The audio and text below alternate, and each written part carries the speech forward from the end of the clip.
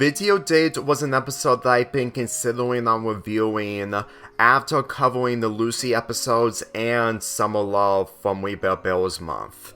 And Valentine's Half Month was the occasional time I would have reviewed this episode, but I scrapped it in favor of other episode reviews. So with this being the time to review it, I'm just gonna say it right now. How the heck do people still see Panda the simping type while Grizz and Icebell fall victim in this scenario, since that they also fall in love with the woman that Panda is chatting online? Even by watching this episode for the very first time, it really made me see that even Grizz, who isn't really into romance, is actually into romance due to the lady that he is chatting with while also being disguised as Panda. And the fact that Icebell manages to get a girlfriend somehow in the Icy Nights episodes, honestly, Panda being the forgotten simp is really becoming a little overrated. And even though that there are other simps, well, people can't be able to agree with me that they're not as big of simps because I can understand the critiques.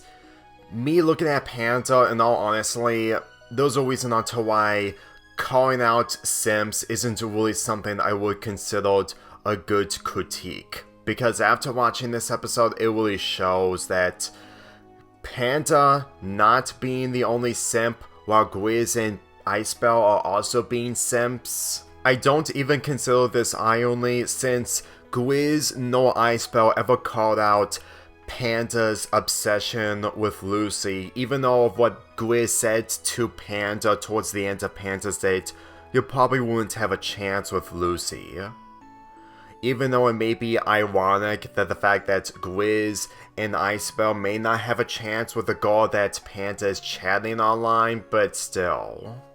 We still didn't even discuss the lady in this episode yet, so let's go talk about the premise. Panda got a match from a dating website named Celine, and Celine is willing to go on video chat with him, and with Panda being nervous on talking to her, Grizz and Icebell are willing to help out. However, when Grizz and Icebell disguise themselves as Panda in order to help Panda out, they grew the affection towards Celine to where they want to go on a date with Celine, which leads to them and Icebell and Panda taking the laptop away from each other in order to talk to Celine.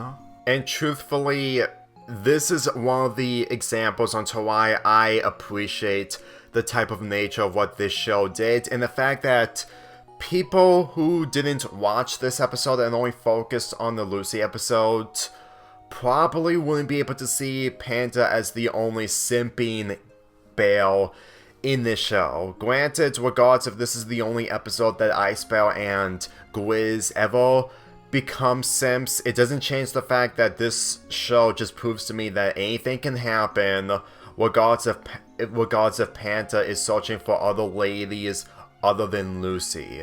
Celine being French while also showing other hobbies.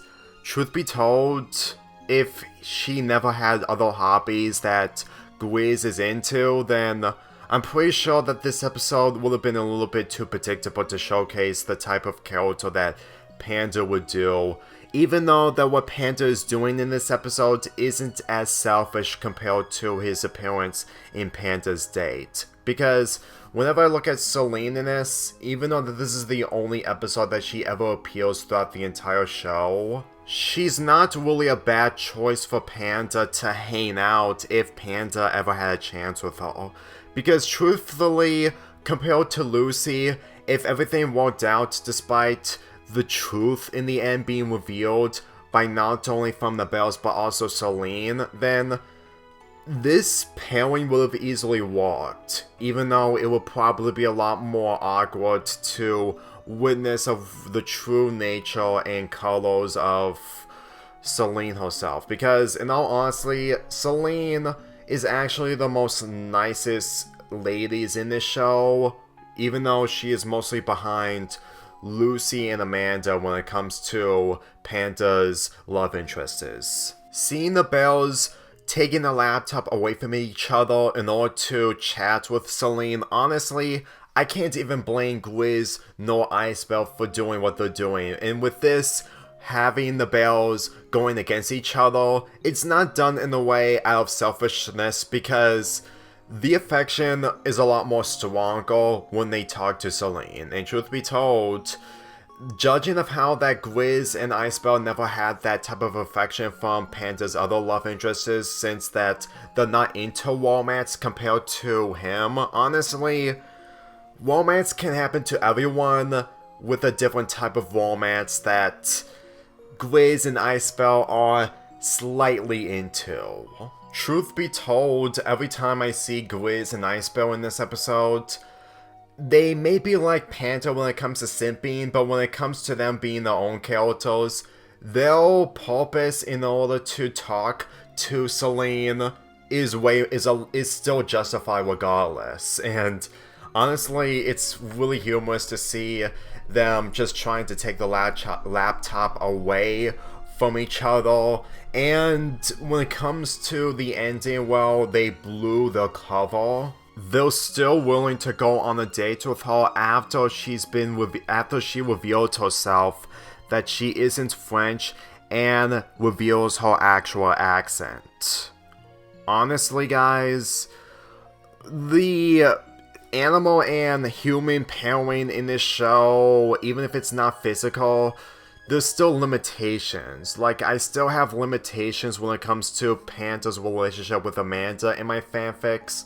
But truth be told, every time I look at Celine in this, it really makes me see that she will probably have limitations towards one of the Bells. And even if she is willing to go on a date with at least one of them at a time, I can't imagine the type of scenarios that the Bells would have done if they actually improved on talking to Celine while hanging out with her, because in all honesty, that's probably the only solution for Panda to improve when it comes to talking to girls. And even though that when it comes to him talking to other girls, which could be suspicious in the eyes of Celine, truth be told, he would still learn from his mistakes. Even though that being a Panda or a Belle in this case would take a lot of work. So overall, this episode is really good and one of the most underrated in this season and possibly the entire show.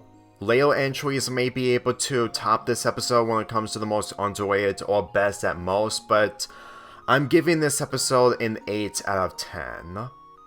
And when it comes to the fourth love interest involving Panda, when it comes to my ranking, when it comes to his love interest, you might be able to find my opinions towards that person a little bit more odd, but it also showcases the type of world building that made me see the type of character that she is.